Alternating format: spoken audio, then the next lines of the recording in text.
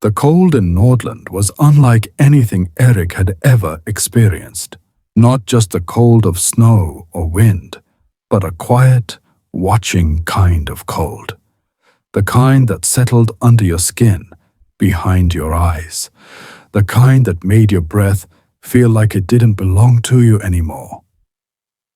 He had arrived in early October, just before the permafrost sealed the land shut for winter.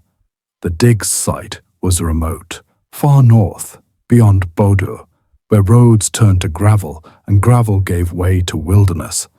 Even the locals refused to hike this far into the forest. They called it Vargskogen, the Wolf Woods. Erik didn't care much for superstitions.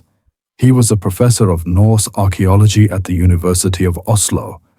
He believed in bones, in stone, in written records, not the howling stories passed around fires in isolated fishing villages. But what they'd found here, what the satellite scans had hinted at buried beneath layers of ice and lichen, was something different. An unrecorded burial mound, massive, ancient, and entirely untouched. Erik stood at the edge of the site as the generator hummed behind him. The sun barely scraped the horizon, casting everything in a golden twilight.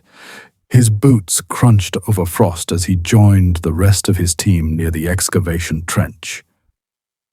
"Third ring uncovered," said Ingrid, one of his doctoral researchers. She was brushing dirt from what looked like a stone path.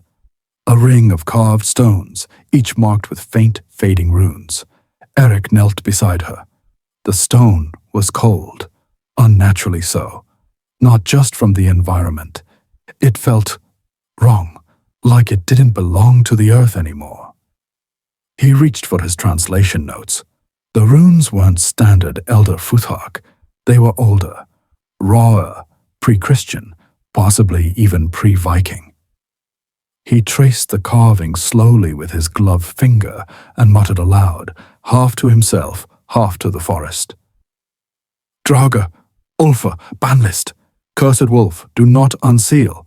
Ingrid looked up. "Did you say banlist?" Erik nodded. "Banished or cursed. Hard to say exactly. It's a dialect we barely see outside myth." She hesitated.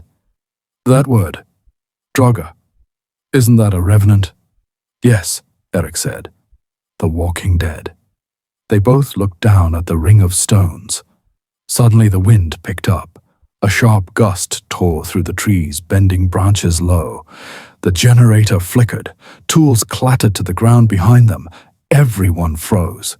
Then, from deep in the woods, a long, distant howl echoed. It wasn't a dog. It wasn't even a wolf, not like any Erik had heard before.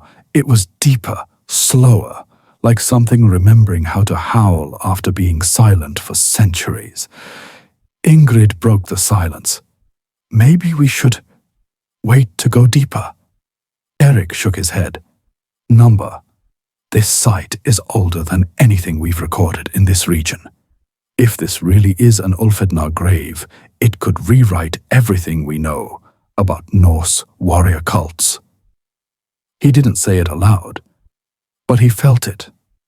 The site was calling to him. Not metaphorically, not emotionally. It was as if something below the stones recognized him.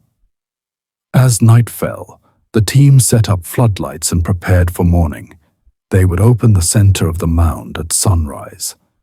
Erik stayed awake in his tent, eyes fixed on the firelight dancing on the tent walls. That howl echoed again just past midnight, closer this time, and beneath the sound, so soft he almost missed it, Erik heard something else. A whisper, not from outside the tent, from the earth below. Blood color. "Blood calls,"